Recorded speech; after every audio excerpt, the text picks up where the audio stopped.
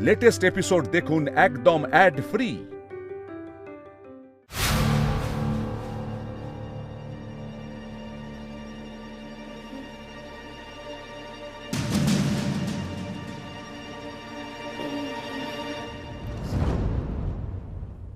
মা, এই তো জ্ঞান ফিরেছে। ডাক্তারবাবু বলছি এখন গৌরী ঠিক আছে তো? আর কোনো অসুবিধা হবে না তোর?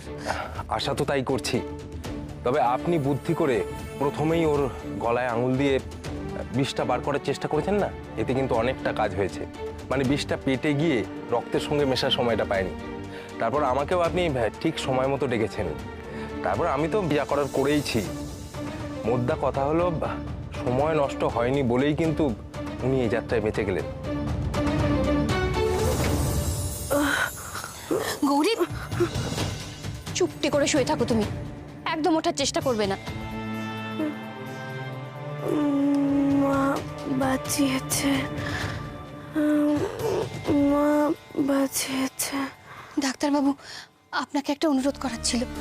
বলছি এই ঘটনাটার কথা আপনি বাড়িতে কারোর সাথে বলবেন না।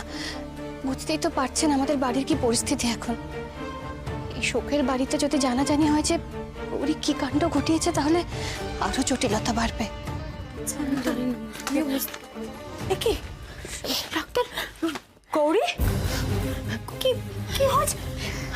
গৌরী কি হয়েছে তোমার? হঠাৎ করে তুমি এভাবে অসুস্থ হয়ে পড়লে কেন? অসুস্থ হবে না? হ্যাঁ, শরীরের কি দোষ? সারাদিন খাওয়া নেই, দাওয়া নেই, সমানে কান্নাকাটি করে চলেছে। আমার না এবার ওকে নিয়ে চিন্তা হচ্ছে, একটা বড় অসুখে না পড়ে। ও মেজো, বলছি শোন না, তুই গৌরীর জন্য একটু গরম দুধ করে এনে দিবি রে ঝট করে। জানা হ্যাঁ দিচ্ছি। ও মুক্তা, তুই যা মাকে একটু হেল্প কর, তাহলে তাড়াতাড়ি হয়ে যাবে। হ্যাঁ যাচ্ছি। মা, গৌরী কি করছোটা কি তুমি? চুপ, একটাও কথা বলবে না আর।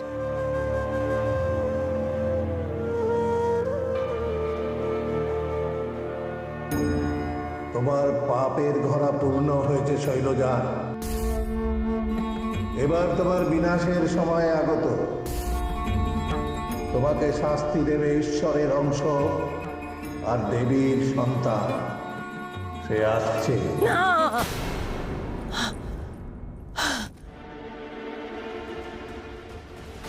এবার আমি দৈববাণীর আসল অর্থ বুঝতে পারছি। না না, মস্ত বড় ভুল হয়ে গেছে, মস্ত বড় ভুল।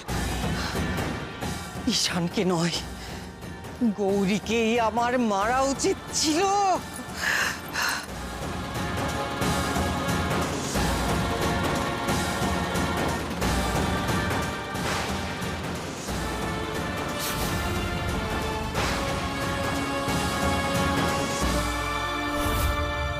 কথিত আছে ঈশ্বরের অংশের সঙ্গে দেবীর অংশ মিলন হলে তবেই এ অলৌকিক কাণ্ড ঘটবে। মহাদেবের অংশ মানে তো একজনই, শান। তার অর্ধাঙ্গিনী সেই তো দেবীর অংশ। তার মানে গৌরী আমার সবচেয়ে বড় বিপদ হতে যাচ্ছিল, কিন্তু সেটা তো আর সম্ভব না। ও তো নিজেই মরেছে। ও যদি না মরতো তাহলে ওর সন্তান আমার চরম সর্বনাশের কারণ হতে পারত। কিন্তু গৌরী তো নিজেই নিজেকে মেরে ফেলেছে। আমার পাপের সংশোধন আপনি আপ হয়ে গেছে। যাই গিয়ে দেখে আসি, হ্যাঁ, গৌরীর পরিণতিটা কি হলো। যাই।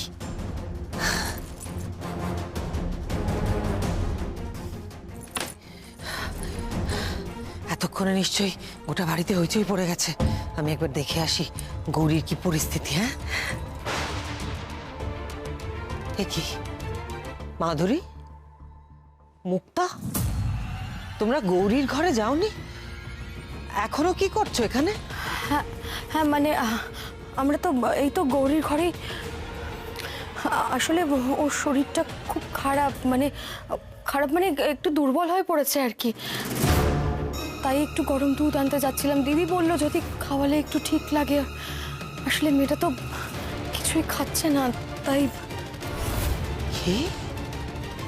গৌরী গৌরী গরম দুধ খাবে? গৌরী ঠিক আছে? হ্যাঁ হ্যাঁ ঠিক আছে, একটু দুর্বল হয়ে আছে এই যা।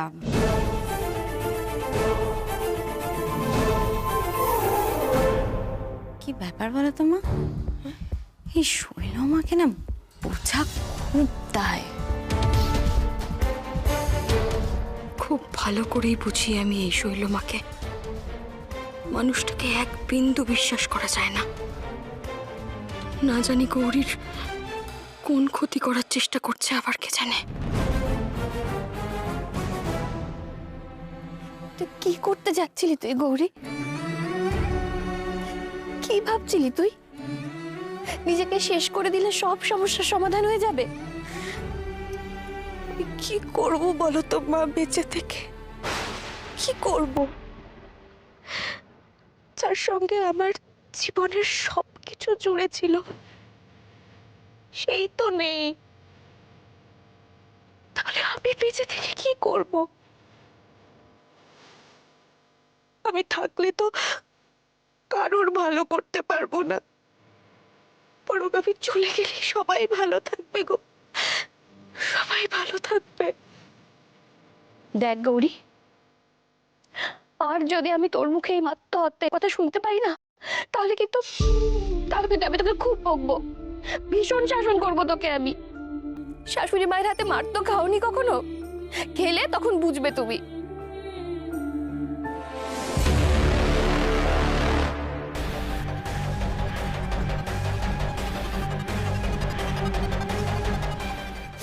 তুই কেন বুঝতে পারছিস না গৌরী?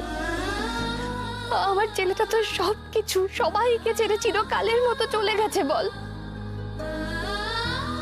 আমাদের সবার সম্বল বলতে তো এখন একমাত্র তুই।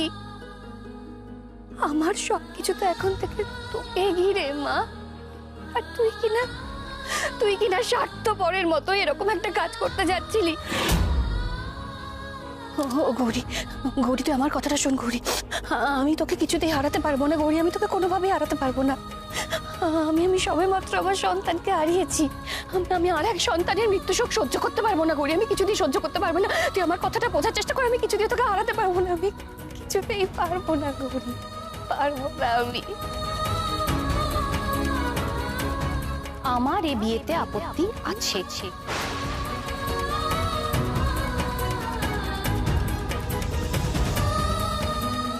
থাক।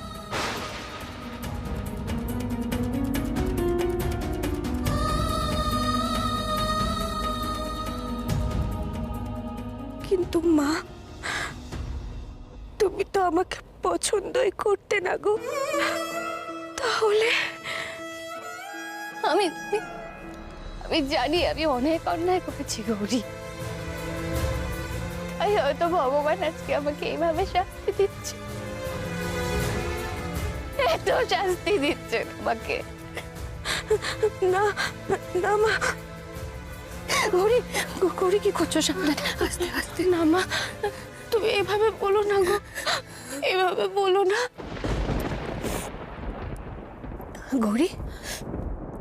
গৌরী তুই আমাকে কথা দে, তুই আর কখনো আত্মহত্যার কথা বলবি না, কখনো বলবি না। আর যদি এরপরও এরকম কিছু তুই ভাবিস, তোকে আমার দিব্যি রইল গৌরী, তুই আমার মরা মুখ দেখবি।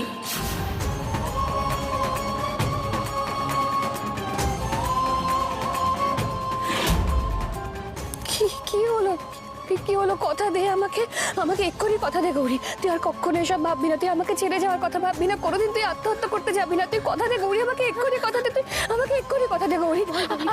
ঠিক আছে ঠিক আছে, আমি আর আত্মহত্যার চেষ্টা করব না।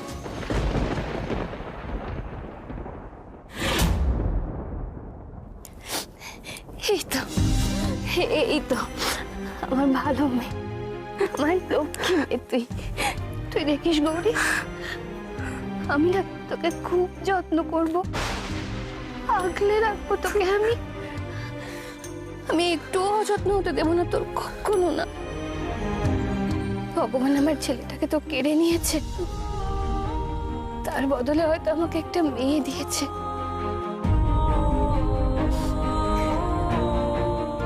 তোকে দিয়েছে গৌরী, নীলা। আর তুই এখন থেকে আমার তুই মেয়ে।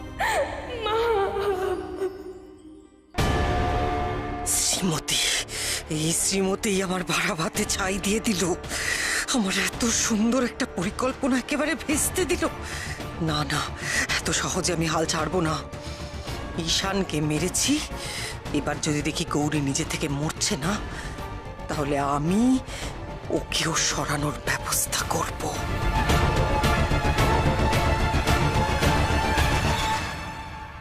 একই কাণ্ড, আলিশানের কাজ, অথচ আজকে পুরোহিত মশাই বলছেন যে তিনি আসতে পারবেন না। এইসব সব ব্যাপারে এত বিঘ্ন কেন ঘটছে?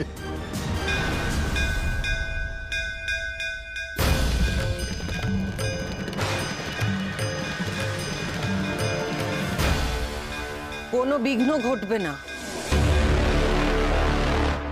ঈশানের কাজ সুষ্ঠুভাবেই সম্পন্ন হবে। আমি একজন নতুন পুরোহিতকে আসতে বলেছি, উনি কাজটা করবেন এবং উনি মন্দিরে পুজোও করবেন। মায়ের ঘোমটা খসে যাওয়ার পর আপনিই তো পুরোহিত মশাইকে তাড়িয়ে দিয়েছিলেন, তাই না শৈলমা? নতুন পুরোহিত? কাকে বলেছো? সে কে? শৈলমা,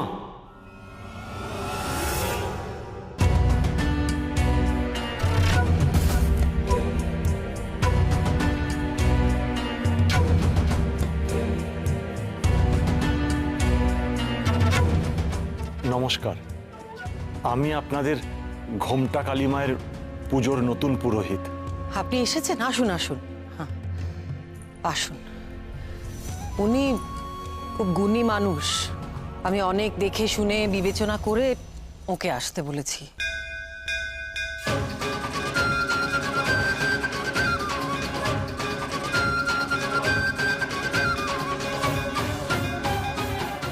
এভাবে ঘন্টা বাজাচ্ছে কে? মন্দিরে কেউ আছে নাকি? আমি তো দেখে এলাম সবাই ভেতরে কাজ করছে, আর বাকিরা তো আমরা তো এখানেই। তাহলে হতে পারে হয়তো হাওয়ায় আওয়াজ হচ্ছে, এমনি আর কি।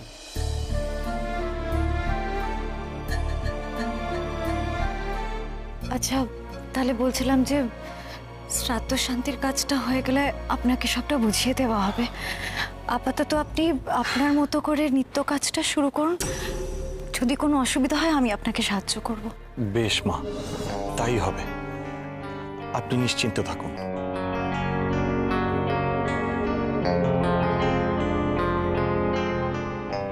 আপনাদের বাড়ির ছেলের পারলৌকিক ক্রিয়া সুষ্ঠুভাবে সম্পন্ন হবে।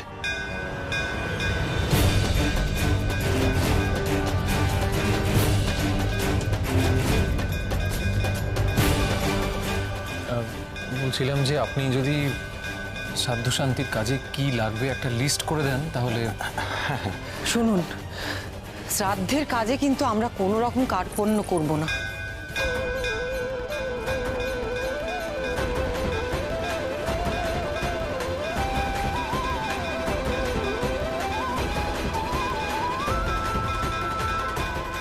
বেশ বেশ, আমি যথাসময়ে দিয়ে দেব। আজ তাহলে আমি আসি, আমাকে অনুমতি দিন। কাল আমি আবার আসব। আসুন। এই আমাকে সাহায্য করবে গৌরীকে পথ থেকে সরাতে। ঈশানকে যখন মারতে পেরেছে, গৌরীকেও নিশ্চয়ই পারবে। দাঁড়ান।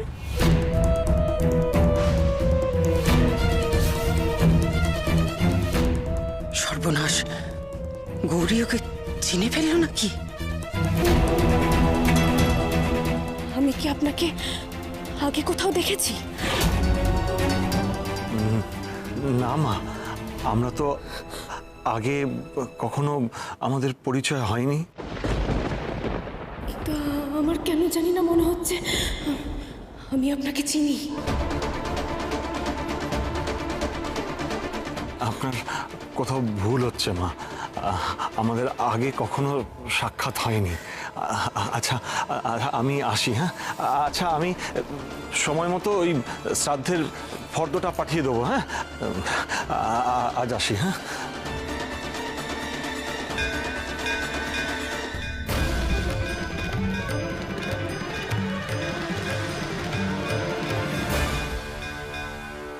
আশ্চর্য তো, আমি তো কিছুই বুঝতে পারছি না। যেখানে মন্দিরে এখন কেউ নেই, আর এত জোরে তো হাওয়াও দিচ্ছে না, তাহলে এরকম বারবার ঘন্টা বেজে উঠছে কেন? আমি যদি ধরেও নিই যে হাওয়া দিচ্ছে, হাওয়া দিলে কখনো এইভাবে ঘন্টা বাজে নাকি? কি সব অদ্ভুত কাণ্ড হচ্ছে না এই মেজো কাকিমুনি? একটা জিনিস লক্ষ্য করে দেখেছো, যতবারই আমরা শ্রাদ্ধের কথা বলছি ততবারই ঘন্টাটা বেজে উঠছে, যেন কেউ আমাদের না বাধা দেওয়ার চেষ্টা করছে। আর একটা অদ্ভুত লাগলো আমার, আমি জানি না, রোহিত মশাই কেমন যেন একটু তাড়াহুড়ো করে চলে গেলেন না? গৌরী, এই গৌরী, কি হয়েছে তোমার? আচ্ছা কি কি ব্যাপার বলো তো? এই পুরোহিত মশাইকে দেখার পরে তুমি এরকম অস্থির হয়ে উঠলে কেন? কি হয়েছে তোমার? হ্যাঁ, কি হয়েছে? আমার কেন জানি না মনে হচ্ছে মেজো কাকিমুনি আমি ওই মানুষটাকে চিনি। আমার আমার এতটা ভুল হতে পারে না। ওই ওই চোখ দেখে আমার কেমন অস্বস্তি লাগলো গো। ও নীলা দিদি, নীলা দিদি, আমি সত্যি বলছি, আমার আমার মন বলছে আমি ওকে চিনি, চিনি আমি ওকে। চিনো গৌরী? এ তুমি কি বলছো গৌরী? তুমি ওকে কি করে চিনবে? উনি তো প্রথম এই বাড়িতে এলেন। গৌরী, গৌরী, বলছি যে তোমার কোথাও ভুল হচ্ছে না তো? হ্যাঁ হ্যাঁ, হয়তো তুমি অন্য কারোর সাথে ওনাকে গুলিয়ে ফেলছো, এরকমটাও তো হতে পারে, তাই না? বলো।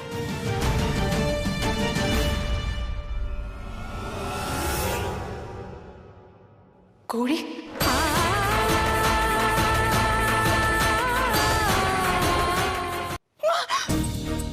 গৌরী, কি করে হলো? এত বড় সর্বনাশ কি করে হলো গৌরী? এই তুমি কথা বলছো না কেন? কি করে হলো আমার দাদা ভাইয়ের এত বড় সর্বনাশ? বলো না গৌরী, ও মা, কি করে হলো?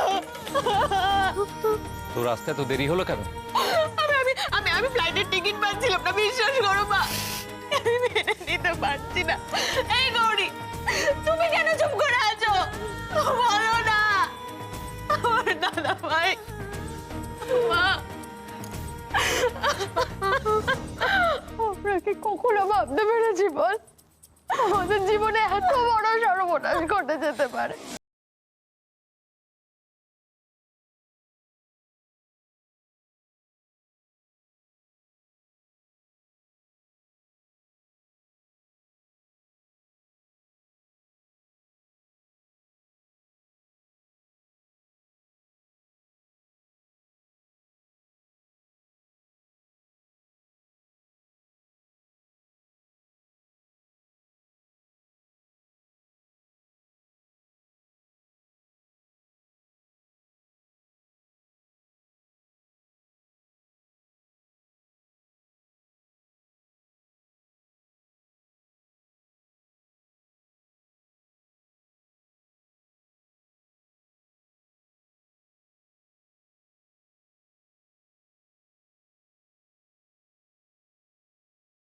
এই না আর বাঁচতে পারে। ওর স্বামীর খুনিকেই যে বাড়িতে নিয়ে এসেছি, সেটা খুনাক্ষরেও টের পেতে দেওয়া চলবে না গৌরীকে।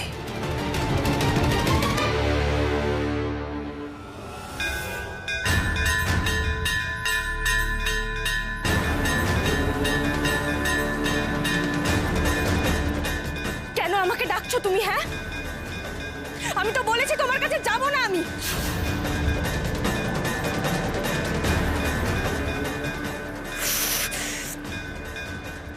কি চাও? কি কি চাও? কি হয়েছে? কি বলতে চাইছোটা কি তুমি? আমি যখন এত করে ডেকেছিলাম তখন সাড়া দিয়েছিলে? একটা কথা বলেছিলে তুমি? আমার তো একটা প্রশ্নেরও উত্তর দাওনি। তাহলে এখন কিসের সংকেত দিচ্ছ? দেখো, আমি তোমার কোনো কথা শুনতে চাই না। আমাকে তুমি একদম বাধা দেবে না, বুঝেছো?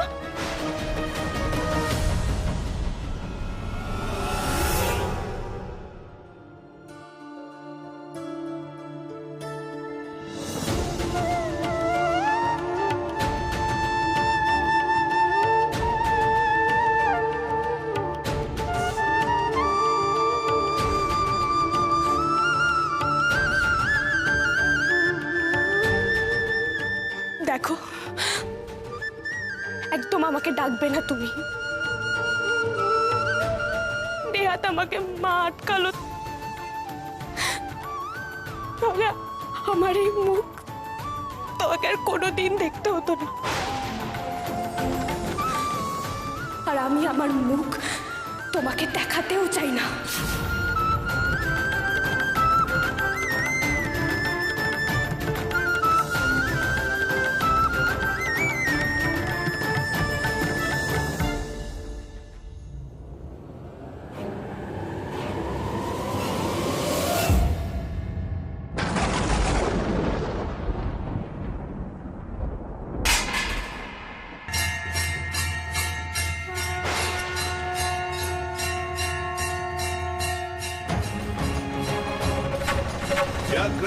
व्यग्रचर्मम्बराधारे खड्गकर्त्रिकरे धरे कपालेन्दि भरे वामे कालिकाब्जै नमस्तुते नीलोत्पलजटाधारे सिन्दूरेन्दुमुखोदये सुरद्भक्त्रष्टदोषणे कालिकाब्जै नमस्तुते कालिकाब्जै नमस्तुते।